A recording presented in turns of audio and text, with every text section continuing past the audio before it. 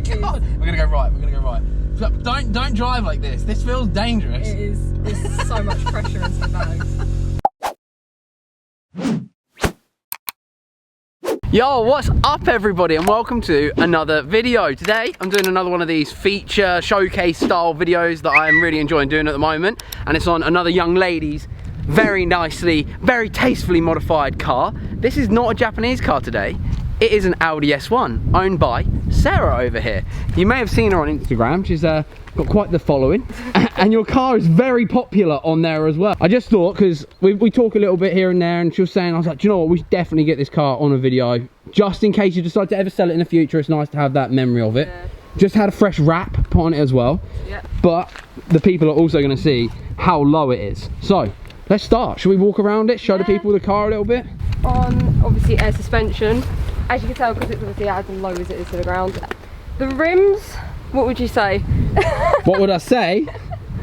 they're getting a bit of a stick at the moment, but they're the rear end. They don't make them anymore, so I thought I'd go for something that you don't really see around all that often, so I decided to go for that. But they aren't the most practical thing. I have ruined them, as you can see very nicely around there. Curved them back in pieces. But the one thing I love the most is the fact that I've now put the widened arches on it. So are these aftermarket? Front these are aftermarket. So I got these from a company in Germany, which you have to translate the whole website to actually figure out what they're what they're trying to tell you. But yeah, I got those, fit them on before the wrap. So this car was running around with like grey primed wings before. Then I got the wrap done just after lockdown. The wrap itself, I got the idea from an RS6. So the RS6 back in 2016 when it first came out had an exclusive paintwork colour, which was it's like a mocha latte, I think the name of the wrap was, well, the colour of the paint. And I hadn't seen one in person, so I thought, oh, I'll try and mimic it as best as I could on a wrap, which I actually saw this on a TT, I think in Germany for the first time, and I went, right, I've got to get that colour. Yeah, cool. On my car, and the TT had similar styled rims, so I thought that the all black rims and the colour would go, and obviously the other black accents. You've got the black accents, you've got the wing mirrors, the roof, the big old sun strip. You got the who makes this front lip? This is TRC. I got this was actually one of the first mods I ever done to the car, and it has lasted the entire time because I don't ram it at speed bumps. But yeah, I have chipped it slightly, and that was just coming off my driveway. But classic Quattro grille that everyone does on a Audi when they first get them. Black badges as well, which is really nice. Blacked out badges. To be fair, this car actually came with blacked out badges when I bought it, so didn't have to really do that part. But yeah, it's got that part on it. So well, let's wander around the back of it, because I don't really know these cars at all, so it's interesting for me to look at, because I see when you were cleaning it, a massive exhaust. A lot of people don't really know much about S1s, and I think that's another thing that people like to know about. So what the S1s are normally is a 230 brake, 2 litre Quattro, small hatchback based off the Audi A1. So these standard 230, stage 1 of these, straight up to 300 brake. Some of them push a little bit more, 315. This is only pushing 300 because only. Well, it could have gone a little bit further, but they didn't want to push it too much. I'm gonna be getting, I think, a hybrid turbo put into it. Oh, okay, cool. So, or Golf R turbo, so it's just gonna change it. But yeah, the other thing on the rear of the car is obviously this, what do you want to call this? The little diffuser. Yeah, like a diffuser on the back. I had that fitted when I was having the wrap done, and obviously the massive tips. I've got a full Remus system, which they are some big tips. They're a bit dirty at the moment. We're driving on the motorway. No, that's alright. You've driven over 2 hours. I think it must have been about a 2-hour journey, right? About 2 hours, so I really appreciate you coming down to me. But all the way from London. London. You must be from the other side of London, because I can get to London in about 50 minutes from my house. Yeah, I live south. Yeah. Into the Surrey Hills near enough, so yeah, cool. The opposite way. So these wheels, they are a bizarre design. Right, so funny story. Some of them are on backwards, so that one is on backwards. It's on backwards? Well, it goes the wrong way, do you? Yeah, because the aerodynamics is meant to be that way, so it can call the brake. Oh yeah, down. I see that now. This one is on back to front, so I just haven't got around to changing it, to be fair. So is there a wrong one on the other side? Or yeah, so that side's fine, and then the other side's got a oh yeah, they go the opposite way. Yeah, that one. So they've just got, I've got to swap them two over. Yeah, cool. I mean, I quickly apologise to the people if they're listening and the wind is pretty crap, but we haven't really got much of a choice. We want to do these, you know, and also the car shows. We haven't had a car season this year, have we? No, not at all. So it's nice to actually get in front of some modified cars, see some people I wouldn't normally get to hang around with all the time, and have a chat and look at their cars. So obviously you got wind deflectors on there too. Yeah, standard. Are they standard, are they? God, no, everyone gets them. Oh, okay. Under the bonnet there isn't much going on. I can kind of show you. It's a modern German car, so I'm expecting a big plastic cover. Yeah, Yep. pretty much. Just a massive plastic cover. Right, not much going on underneath there. Obviously your big plastic cover, and yeah, the Revo induction kit, which I put on the car when I took it to stage 1. So you said it gets was a stage 1 gives you 300 brake with an intake and a remat. Yes. That's crazy. It's like, quite a lot. That's a lot. You're pranking, aren't you, about you cleaning it earlier and still being some fun? It's annoying me so much. It's like there's flies all over it. But yeah, I've got that, obviously the full remix, and I've got a Scorpion downpipe in it as well. So that's also why it sounds so throaty. Sweet. Driving, but... Well, it looks great. Should we go for a little drive? Yeah, might as well. Let's go. I'm not driving this one though. I'm not driving this one. I'm not driving this one.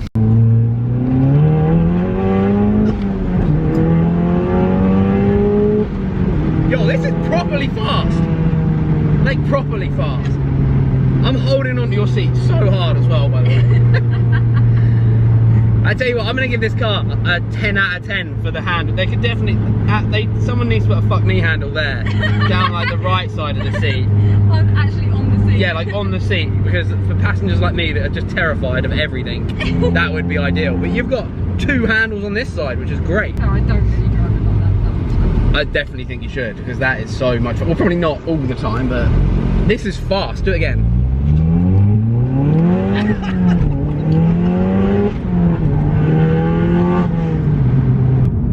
How long have you had this thing for? Let's talk about this first, before we talk about you. So let's talk about this. I've had this car 2 years on the 31st of October. Oh, very precise. Bought it on Halloween. You bought it on Halloween, did you? Picked it up. And what colour is it underneath the wrap? It's black. It is but black. That's what everyone distinctively knows it from. It's So black and yellow. Yeah, the first stage was like black with yellow accents. That's how I met you with the car in that stage. It was really, really nice. Really cool. In fact, I'll throw up a photo on the screen so people can see what it used to look like. Originally look like. And when did you get it all done like this? So this, I was meant to do this in stages over the year, but obviously where lockdown happened, it just stopped everything. So the wrap was meant to happen in April, and I had to postpone it. Everything went into lockdown, so I left it. And then when it came to lockdown easing off, I just went, well, I bought all these parts over lockdown, coming from Germany, and I had it all sitting in my garage. I went, you know what, I'm just going to do it all at once. Yeah, I went away for probably about a month and a half. I remember you having a breakdown on Instagram about not having it, so I can remember that. It was like a it was quite bad. And then I had an episode of where the car was completed. All the cosmetic and the look of the car was all completed. And then I thought, well, I've got this far, I might as well just go power as well. So you had the wrap done earlier this year, and then all the stage 1 stuff. Yeah, but it all happened within a space of like 2 months. It was just kind of hit at once, because I'd like literally had everything just sitting there, and I went, you know, I'm just going to do it all in one hit. I had the induction kit sitting in my house, the Archer sitting in my house, all the other bits for it, and I thought I'm just going to get it all done at once. So I had all the cosmetic things done to it, I had all the wrap and that done, and then I didn't want to show anyone what the car looked like until I'd completed it, which meaning engine mods. I wanted to finish it all, because this car had not had a single engine mod done to it until literally July, August this year. So what power did this come from? So it was 230. They're 230 out of the factory. Yeah, okay, cool. This car itself was actually producing more power, so it was actually coming out, I think, 240 when they were dyno reading it, and I was getting it mapped, which to them they think that it had been pre-tuned by somebody. Right, like flash tuned or something. Yeah, because when I bought the car, both resonators had been removed. Right, okay. So I kind of went, right, okay, this car's already been modified, but I bought it from an Audi dealership. You'd expect more from an actual Audi dealership, not slate them all, but yeah. Slate them all you want. Yeah, obviously I kicked off because my clutch died not that long after I had the car. So I went, well, you need to sort it out because the car's been pre-modified, this car's been wrecked, you need to sort it out. And they were like, oh, okay, so they just sorted it out, they paid for it, which is good, which was nice of them. Good, love that. So 230 standard on these, and then literally stage 1, you don't really need a lot for stage 1. So no, it's just the intake and that's it. So real quick, because I don't want to talk about me at all, right? But I come from the Japanese car tuner world, and to get 70 brake horsepower from a remap and an intake, especially from the old Honda stuff, is non-existent. Really? So that is like, to me, this is the appeal of these German cars. I had a lot of issues when it came to tuning this, so I had it tuned, like a flash wrap or whatever it was put onto the car, and the car just didn't agree with the mat that was put on it. Right, okay. And then, so yeah, I had it mapped, and then the prop shaft snapped. So the hinge completely snapped. Didn't really know what to do from then, and buying it's so loud. It is very loud. Like, it is a loud car. It's like really drony. But you don't. Let's just say real quick. This is not her daily. Do you have a works car? Because you work for Mercedes. Yeah, do you have a company vehicle? I use company cars, so I don't daily this all the time. I had a little pop. It's got a pop and bang map on it as well. Yeah, no, it hasn't. No, it hasn't. So I wanted it. Of course you fucking did. Of course I did. I wanted to be like, I'm sorry for the Fiesta guys out there, but yeah, Fiesta STs with bang maps. Yeah, I wanted that just because it was just fun. But yeah, we ended up not doing it. They didn't want to put too much strain on the engine. I think that you have gone to a decent mapper. He was really careful. He was like, look, I just don't think you should be doing that just yet. Change other things before you do those types of that type of mapping to the car. Because I could have just gone to anyone and go do something. Yeah, of course. Type of thing. And my car could have gone bang, and that would have been my own fault. So yeah, he was really, really cool. I got it tuned at All Motion Tuning. Okay. Down in like Sussex area, I think it is. Really good people down there. They actually they don't just, like I said, you don't just go there and say, oh, I want that done. They will do what your car is capable of doing. They won't, like my stage 1 is 300. It's actually 299. This car could have pushed 350, but they just didn't want to take it that far, which I really appreciated. The whole reason I wanted it done was I wanted the pops and bangs. Like, I'm not really about speed. I just prefer noise. Yeah, I'm just weird like that. Yeah, of course. He just said he didn't want to. I like that. I like that about that guy. I've never heard of them, but that's really cool. Yeah, I'm definitely going to go back to get the other bits on there, because obviously after the whole issue with my prop shaft snapping, having to replace that, buying a prop shaft was like £1.5 grand from Audi direct, and I was just sitting there waiting for a scrap one to come up, like from a written off car. How much did you say? So £1,500 was the prop shaft. I had to replace the whole prop shaft. So they don't sell the donut separately. So the donut, £1,500. Yeah, the whole thing. Because it's quattro, so you can't get the A1. The A1 don't sit on it because it's quattro. Like, buy a whole car for £1,500. Not one of these, obviously. Literally, a quattro was £1,500. That is I'm not paying that. I literally would rather let the car rot on my driveway than spend that money just for a thing that broke, which shouldn't have broke. So I just waited for a salvage one to come up, and I found it in Manchester. I drove all the way up it, took it, had it back into the car. I had to get it all rebuilt though. I had to have parts taken off my original prop shaft and got onto the new one, and it was all like build and breaking on this prop shaft. But yeah, eventually I had it all put back into the car, and yeah, touch wood, it's been good as gold since. Yeah, cool. Is there anything more you want to do to this before you? Oh, there's so much more. There is, yeah. Yeah, there's so much more. I want to change the wheels, probably re-wrap it. Well, the thing is, I wanted this wrap for this show season, and then next year I was going to do a different wrap for the next show season and just do some different looks to it, but show season hasn't happened this year, so I'm just going to leave it in this, we want to call it cream colour. Yeah. For the show season next year.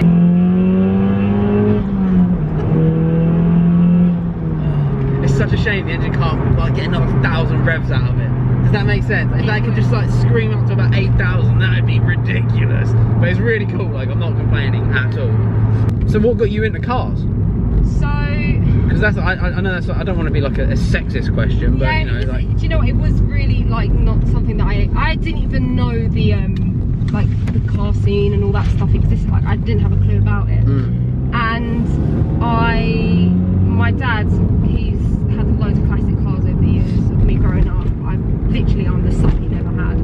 So right. He's got a classic Austin Healey 3000 fully restored. Cool. He's had a couple of Hillman Imps, but I wasn't there to see the Imps. He got me into, well, he didn't get me into cars. He just used to talk to me about cars, and I just kind of used to like let it go through one ear and come out the other. And then I don't know what happened, but I always wanted to. I got my first full-time job and I was like, oh, I'm gonna get myself a little snazzy car. So, as all girls do, went out and bought, I don't know why, but I bought a Mercedes A-Class. Okay. Just a little 180D manual, awful, no spec on it, just an AMG line, because my dream car, as everyone mostly knows, is an A45. Right, okay. At 19 years old, I can't afford an A45 when I'm literally just working full-time in a retail store. Yeah, yeah. This is gonna I knew that was coming because that happened earlier. But I should have wrote the, yeah, so that was only like a 1.4 diesel.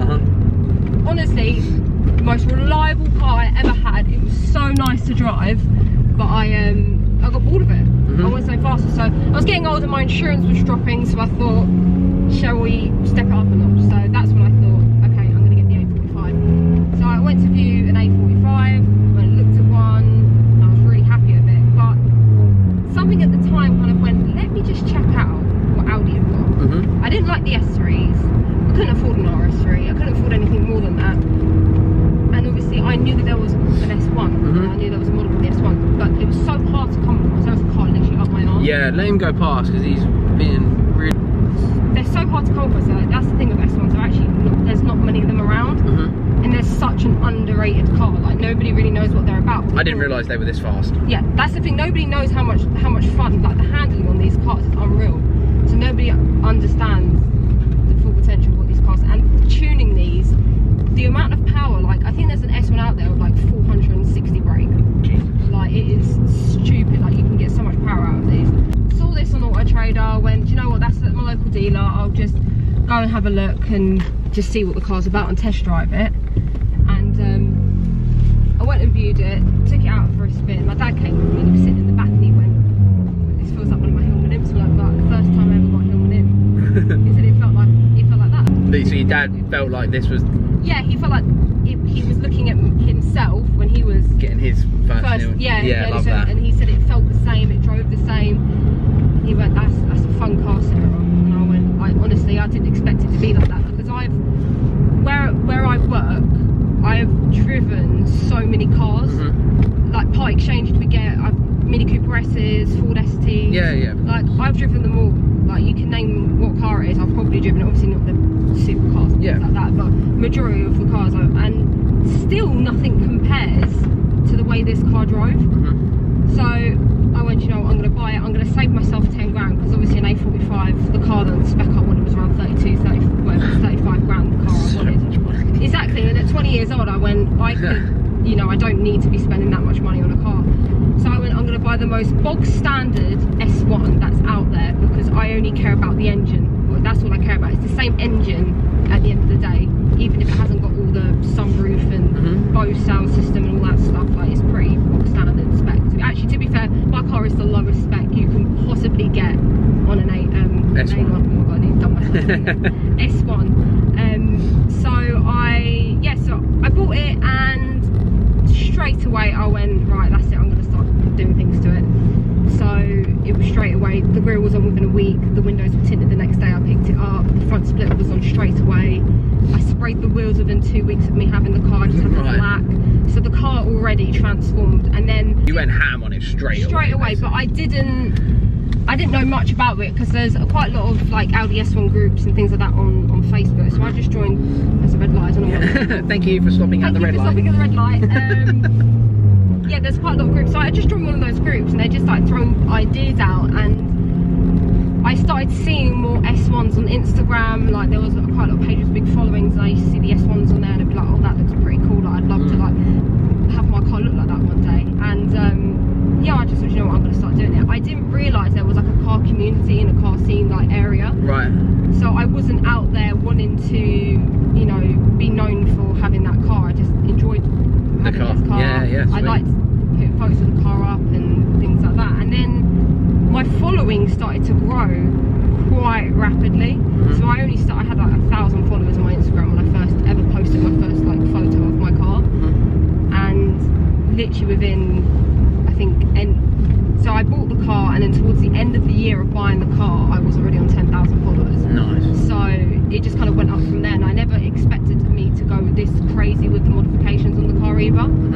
I Do you think that's a byproduct of like being more involved in the car scene? Like, because from what I don't get from you, and as a personal, because you know, we've spoke a bit, especially through lockdown and that. Like, we met in a house party thing, didn't we? Yeah. Like, and like, you don't seem like a clout chaser. No, I like, don't. So, because it's pretty obvious like when it is. So it's cool to see like you genuinely do this because you enjoy it. You know, instead of it being like, I'm gonna get this car because I know it will get me likes. I know. Does that make sense? So it's nice. It's cool. I didn't think that I was going to bag it. Because most people when they get S1s, they just get coilovers. It drives like absolute crap. I didn't want to get coilovers, but most people when they get these cars, they want to build them into like track cars. Right. I'm blinded. So I hadn't actually seen any S1s on air ride. That was the thing. I didn't look at a bagged S1 and go, I'm going to do that as well. Yeah. I just saw other cars. I didn't know what air ride was. And I saw other cars and I went, I want to do that to my car. I reckon my car would sick on that. Yeah. So I just want to bought it. What air ride do you run? Is it airlift? Yeah, airlift 3P. Would you bag another car? Yeah. Even though how horrible it is to drive. Like, I've been in other bagged cars. I've been in a bagged RS3. It didn't feel anything like this. Right. It's just the S1s. I think because it's so dinky. Right. And the suspension on them originally is really good. This is just as bad. But right. at least you can. It looks good. It looks good at the end of the day. Have you had any like big things go other than the prop shaft that sound ridiculously expensive? Like, has there been any other faults with the car? Well, clutch. That's the main thing with S1s. So I had the car 2 months and the clutch went straight away. Clutch went. Oh yeah, you said, didn't you? Yeah, of course. Yeah. So yeah. The thing is, if anyone's ever looking to buy an S1, always change the clutch before you start doing any sort of power mods to the car, because that will just go on you. Sarah's tip. There you go. That's my tip. Audi S1 tip right there. Everyone knows it. If they're going to buy an S1, they know that the clutch is the first thing you've got to change with these cars. That's the only real main thing that people know that goes on an S1. It's just they are like chocolate. I think they're meant for the 8 ones, so they're just not used to the power. Okay. Favorite thing about it? Just the overall look. Yeah. I just think the car is wicked. Yeah. It does look cool, and I tell you what, like, for someone that does, I don't spend my time around people with air ride. Yeah. You know what I mean? Like, all of the people I hang out with are like, you know, drift cars and race cars and that. Like, so like, to see a car going up and down, it's so cool. It's so cool, like, to watch you just press a button and your car goes up and down. It's so rad. Like. It's fun though when I'm doing it, and like, for example, if I've bagged it out in a car park in like Tesco's or something. Yeah. And the little kids walk with their mum and they just look at the car and they go, oh, why is that car going up? And it's just so fun. But the thing is, I've made so many friends through this car now, and the amount of people that I know now that have, you know, similar things, like they've bought back cars. And yeah, of course. I've met so many people through modding this car, which is another thing I really appreciate about it. I didn't expect it to go that far, and obviously now I want to do YouTube. Yeah. That's another thing I really want to do, but I just, as everyone knows, I keep complaining about it. I haven't got the time. Yeah. My job is such a commitment. What I do is like She's making excuses. I'm making excuses. So what we're gonna do is you're gonna go and click the subscribe on her channel that I've linked down below, even though you've only got one video. One video, but I do have 1,000 subscribers just on that. See, she's already got 1,000 subs. See. So what you're gonna do is you're gonna go over, give her some love. Try and convince her to actually get her laptop working so she can edit videos, because I think that's an excuse as well. It's an excuse as well. So we're going to get you uploading, we're going to get more of you UK people on the internet, because we need it. We need the community on the YouTube to like demonstrate, because I'd say you're a car enthusiast. You need that like being promoted. So thank you so much for coming down. It means a lot that you've made the journey down. Where can everybody find you? So you can find me on Instagram at x28 Sarah Mepham. Obviously the plate's a bit. You've actually got it on your window, haven't you? Yeah, I've got it on the my Instagram tag. So yeah, go check my page out. And YouTube, I think my YouTube's just Sarah Mepham. If I give you this YouTube shout out, you have to promise me you're going to upload a video. Okay, I'll upload. So I'm holding you to that. We'll do it. Yeah, bosh. And good. TikTok as well. So. Oh yeah, you're a proper TikTok banger, innit? Yeah. So there we go. Is it that as well on TikTok? Yeah, it's the same as that on TikTok. Okay, cool. So. She's a big time on TikTok. So go and give her a follow on there. Really grateful you came down. So I hope everyone will go follow her. Hope you'll all click subscribe to the channel. Let us know if any cars that you know of are worthy of a feature. It'd be great to get some more content on here. And Sarah, thank you very much. Everybody out there, thank you very much if you've made it to the end. And yeah, we're gonna love you and leave you and see you soon. Peace.